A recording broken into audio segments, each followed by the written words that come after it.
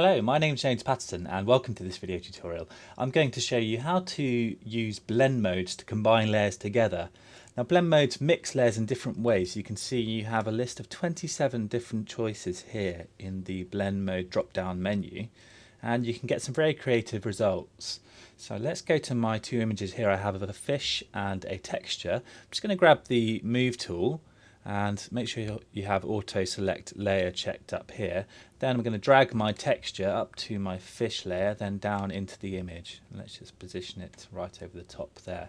So now I have two layers in my layers panel here. My texture layer, let's just rename it texture, and my background, let's call this fish. Now, blend modes work by mixing colours together, so it's helpful to split those colours into three separate categories. Our fish layer will be our base colour. Our texture layer, the layer that we'll be applying our blend mode to, this will be our blend colour, and the resulting mix we'll call our result colour. So let's go through the different blend modes one by one. We'll start off with normal at the top of the list, the one that I'm sure we're all most familiar with.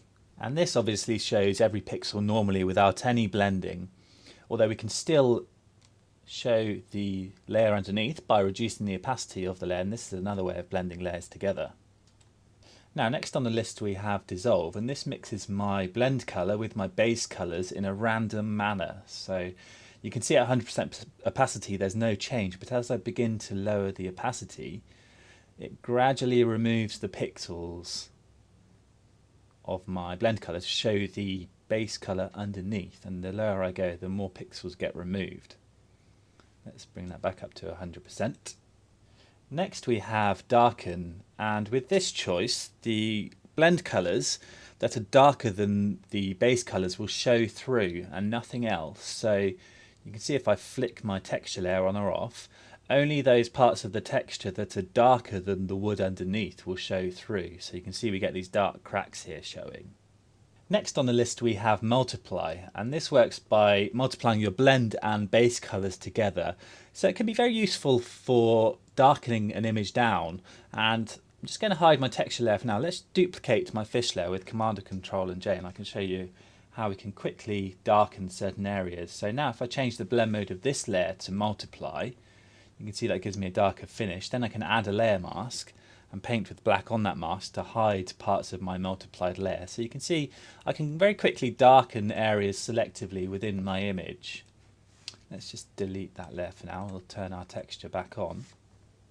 Next we have color burn, and this darkens my base color depending on how dark my blend color is, and the resulting mix you can see is very dark and contrasty. Moving on we have linear burn, and this lowers the brightness of the base colour to reflect the blend colour. It gives a darker result than multiply or colour burn, which can be useful in some situations, but obviously not with this image. It gives us quite a dark finish.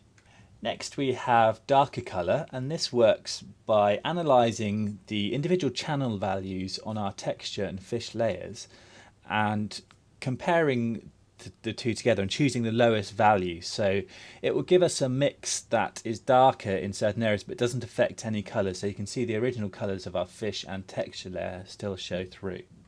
Moving on we have lighten, and this works by only showing the pixels in our blend colour that are lighter than those underneath. Any pixels that are darker than the base colour will be replaced. So it's similar to darken, although it works in the opposite way, and it's quite good for if you want to add fireworks to a night sky, something like that. You can add lighter objects to a dark background very easily using this different blend mode. Next we have screen, and this is the opposite to multiply in that it will add the brightness of our blend and base colours together to give a result that's always going to be lighter. And just as we used the multiply mode earlier to duplicate our fish layer and darken certain areas, we can do exactly the same with the screen mode to lighten areas selectively.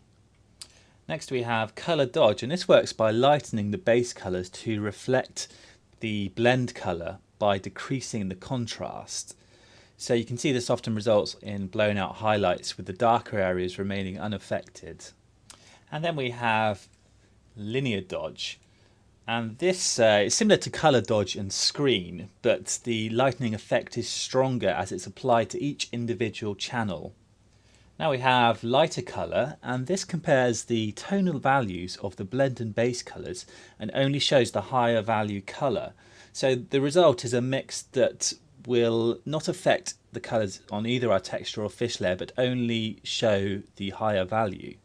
Next we have overlay, which is a very useful blend mode, and it works by multiplying or screening the blend colour depending on the base colour. And it preserves the shadows and the highlights. It's also very useful if you want to make non-destructive changes to your image. So let's just hide my texture layer and I'll show you how this works. So let's add a new layer, then let's go to Edit, Fill, and if we choose Use 50% Grey, then change the blend mode of our grey layer to Overlay. So this will show the image underneath, and now we can make changes to this 50% grey layer that will work non-destructively and not affect the pixels underneath. So for instance, we can grab the burn tool, we can burn in the fish if we like, to darken the fish without affecting my fish layer underneath. We can also maybe go to filter and let's add some grain. Is it okay?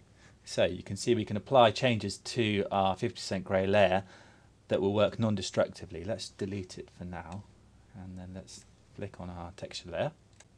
Now next we have soft light, and this works in a similar way to overlay, but rather than multiplying or screening, it darkens or lightens the blend colour depending on the base colour. It has the effect of dodging the lighter tones and burning the darker tones. Next we have hard light, and this works in a similar way to overlay, but whereas overlay will screen the darker tones and multiply the lighter tones, hard light will multiply the darker tones and screen the lighter ones, so it gives a more intense contrasty finish. Moving on, we have vivid light, and this will produce a result that is more intense than soft or hard light, but works in a similar way by lightening or darkening the blend colour depending on the base colour. Moving on, we have linear light, which will give us a similar punchy finish to vivid light, but it lightens or darkens by controlling brightness rather than contrast.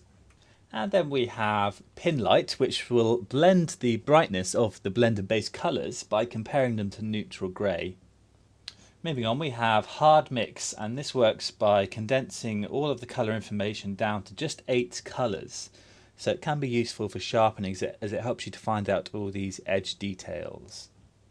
And then we have difference, and this works by subtracting the base colour from the blend colour or vice versa depending on the brightness, and it gives us this really cool blue kind of X-ray type effect.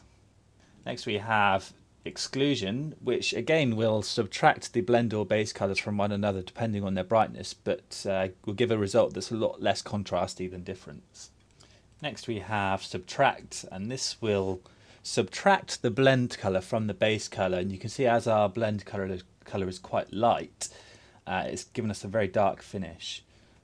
Similarly we have divide, and this will divide our blend colour by our base colour. Next we have the 4 options at the bottom here: hue, saturation, colour and luminosity, and they all work in a kind of round robin by knocking each other out of the equation. So let's select hue first, and this works by combining the luminance and saturation of the base colour with the hue of the blend colour. So we're getting that blue coming through from our texture, but we still have the lightness and the saturation of our fish layer. And then we have saturation, which combines the luminance and hue of the base colour with the saturation of the blend colour. So we're getting the saturation value of the texture with the luminance and hue of the fish layer. Now we have colour next, and this will combine the luminance of the base colour with the hue and saturation of the blend colour. So we're getting most of the colour information from our texture, but we're still getting the image detail from our fish. And finally we have luminosity, and this will combine the hue and the saturation of the base colour with the luminance of the blend colour. So we're getting the detail from the texture this time and the colours from our fish. So there we have it. That's the 27 different blend modes, and I realised there was a lot of information to take in there. I think it's always good to have a play around yourself so you can experiment by using any two images, just dropping one on top of the other, then cycling through the blend modes. You can use the mouse wheel, which will quickly allow you to cycle through them when you have the area selected up here in the layers panel. If I hit escape just to de-highlight that area, then you can also use the Shift plus and the Shift minus shortcut to cycle through.